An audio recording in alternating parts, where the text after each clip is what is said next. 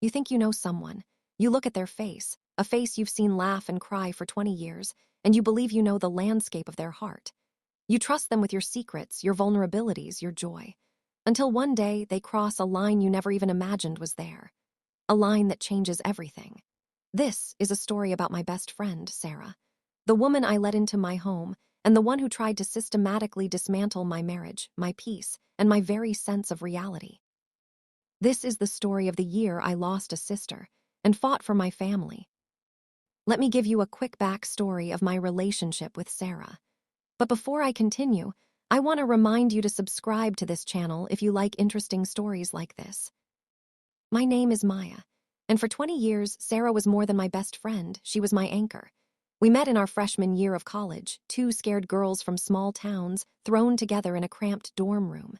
She was the bold one with a laugh that could fill a stadium. I was the quieter one, the planner. We balanced each other. We celebrated every milestone together. First real jobs, her disastrous engagement to Mark standing beside her when her father passed. And her holding my hand, my hair back, through the terrifying, beautiful journey of planning my wedding to David. David he's the steady ground to my sometimes stormy sea. A good man, a kind man, not overly expressive, but his love is in the little things, making coffee exactly how I like it, warming my car on a frosty morning. Our home wasn't a palace, it was our sanctuary. A place of quiet comfort, of inside jokes, of shared dreams for the future. The call came on a rainy Tuesday. Sarah's voice was thin, frayed at the edges. Her landlord was selling the building, giving her 60 days to vacate. The rental market was a nightmare, prices had skyrocketed. "Maya," she whispered, and I could hear the tears she was holding back. "I have nowhere to go." The decision was instant. "You'll come here," I said without a single doubt. "Of course you will. We have the guest room. It's settled." That evening I told David. His reaction was thoughtful, practical. "Are you sure, honey?" he asked, his brow furrowed. "It's a big adjustment, having someone live with us for how long?" I waved a dismissive hand, my heart full of sisterly duty. "David, it's Sarah. She's family. She just needs a soft place to land for a few months until she gets back on her feet. It'll be fun, like a long sleepover." He looked at me, his kind eyes searching mine. He saw my absolute conviction. He kissed my forehead. "Okay, for you, if you're sure." The day she moved in, the house was filled with laughter and chaos. We rearranged the guest room 3 times. We ordered pizza and drank cheap wine, just like old times. David helped carry her boxes, a good-natured smile on his face. For the first few weeks, it was wonderful. It felt like the old days, but with the comfort and stability of our adult lives. We'd have movie nights, the 3 of us. Sarah would help me cook, and we'd all clean up together. She'd tell David stories about me from college that made him laugh until he cried. I remember looking at them both, sitting at my kitchen table and feeling a surge of gratitude. My 2 favorite people under one roof. What could be more perfect? But then the air began to change. It was so slow, so subtle, I almost didn't notice. It started with the stories. We'd be reminiscing, and she'd say, "Oh, Maya, you always get that story wrong. It was me who kissed Jake at that party, not you." But I was sure it was me. Or she'd talk about a trip we took and add details I had no memory of. I'd laugh it off. "Memory's a funny thing," I'd say. Then it was my things. I'd come home and find her wearing my favorite cashmere sweater. "Oh, I hope you don't mind," she'd chirp. "It was just so cozy, and you have such great taste." I did mind a little. It felt intimate, presumptuous, but I told myself I was being selfish. The real shift, the first cold trickle of unease, was about David. She started paying him an intense kind of attention. She'd memorize how he took his coffee, 2 sugars, a splash of cream, and have it ready for him before he even asked. She'd buy his favorite brand of craft beer, just because. She started joining him in his evening routine. He'd go out to the porch to read, and 5 minutes later she'd be out there with him, a blanket, to enjoy the night air. One evening, I was telling a story about a frustrating day at work. Mid-sentence, Sarah turned to David and started talking about a documentary she thought he'd like. It was a blatant interruption. David glanced at me, a flicker of confusion in his eyes, before politely turning back to her. That night, in our bedroom, I finally said something. Did you notice how she just talked over me? David sighed, running a hand through his hair. She's just eager. She's trying to fit in. Don't let it get to you, Maya. But it was getting to me. The thorns were beginning to poke through the rose petals, and I was starting to feel the pricks. The subtle manipulations became bolder, more direct. It was no longer about misremembered stories. It was about rewriting our present. She began to position herself as the expert on my husband. David doesn't really like spicy food, Maya, she'd say as I was making dinner. You should make the pasta without the chili flakes. I'd stare at her. I'd been cooking for David for 8 years. I knew what he liked. She started offering him advice he never asked for. David, with your skills, you could be a director at your firm. You're too humble.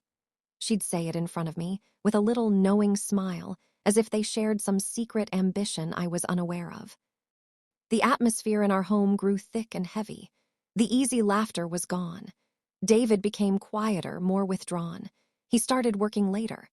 I felt a constant, low-grade anxiety humming in my veins.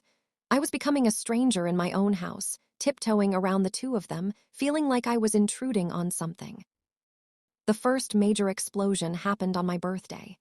David had planned a lovely, intimate dinner for just the two of us at our favorite restaurant, a much-needed night to reconnect.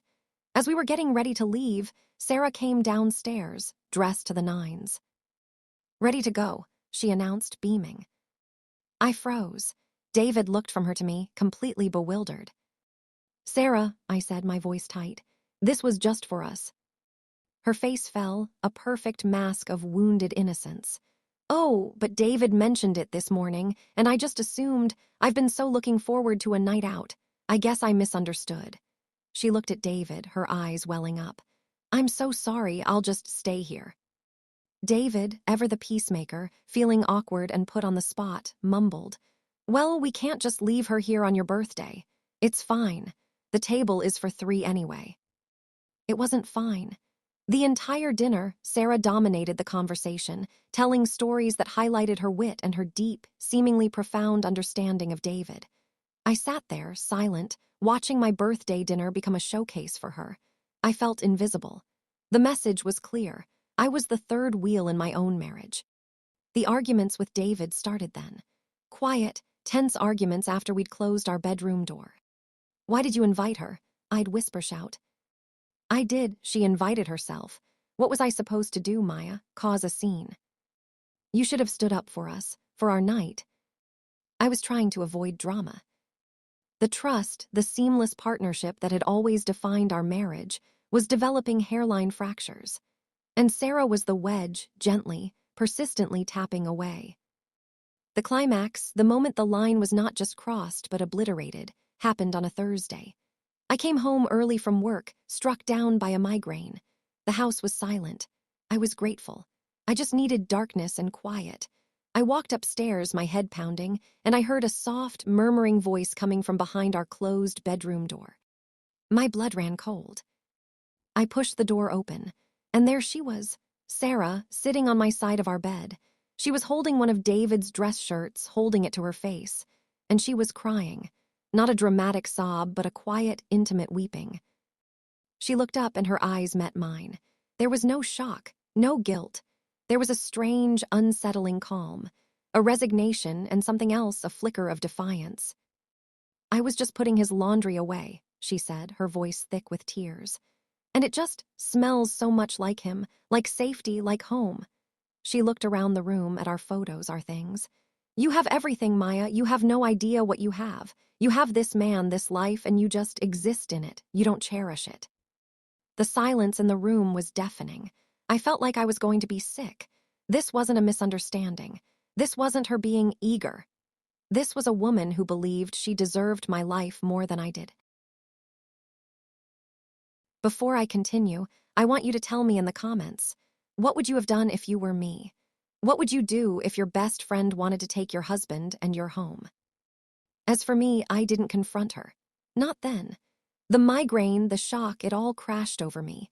I just turned and walked away, went to the guest bathroom and locked the door, sliding down to the cold tile floor, my entire body trembling. I had to talk to David. I needed to know if I was losing my mind. That night, I told him everything. The shirt, the words she said, the look in her eyes. I was crying, the fear and betrayal finally breaking through the dam. I expected him to be horrified. And he was, but his horror was layered with a grim understanding. He took my hands, his own hands trembling slightly. "Maya," he said, his voice low and deadly serious. "I should have told you sooner. I was trying to handle it to not upset you last week when you were at your conference." She tried to kiss me. The world stopped. I was in the kitchen and she came up behind me, put her arms around me. I pushed her away immediately. I told her it was completely inappropriate, that it would never, ever happen. I told her she had to stop. I've been trying to be cold to avoid her, hoping she'd take the hint and back off. I didn't want to be the reason your 20-year friendship ended. The pieces snapped into place with a sickening clarity. Her campaign hadn't been in my imagination. It had been deliberate, strategic. And my husband, my good, kind David, had been trying to fight this battle alone to protect me. My heart broke for him, and a fierce, protective rage ignited in me. The confrontation the next morning was quiet, and it was final. There were no raised voices. There was no more room for drama. We sat her down at the kitchen table. David and I, a united front. "Sarah," I said, my voice like steel wrapped in velvet, "you have 30 days to find a new place to live." The mask she had worn for months disintegrated. The friendly, concerned best friend vanished, and what was left was a raw, furious stranger. "You're kicking me out after everything I've done for you, for us." Her eyes darted to David. "She doesn't appreciate you. She doesn't see you. I see you. I love you." David stood up, his presence filling the room. "Sarah," he said, his voice colder than I had ever heard it, "you have disrespected my wife. You have violated our home, and you have profoundly misunderstood my character. There is no version of reality where I would ever choose you. You need to leave. Now, we will pack your things. You can stay in a hotel." The eviction was brutal. She cursed me. She called me names I won't repeat. She painted herself as the victim, the woman cast out by her jealous, petty friend. But we stood there, David and I, side by side, and watched her go. We changed the locks that very day. The silence that filled the house after she left was immense. It was heavy with the ghost of a 20-year friendship, with the echoes of hurtful words. For weeks, David and I moved around each other carefully, like bomb disposal experts. We went to couples counseling. We had to relearn how to be just us again, without the third, toxic presence in our home. And slowly, beautifully, our sanctuary began to heal. The silence became peaceful. The air became light again. We started laughing, really laughing. We started talking about the future again.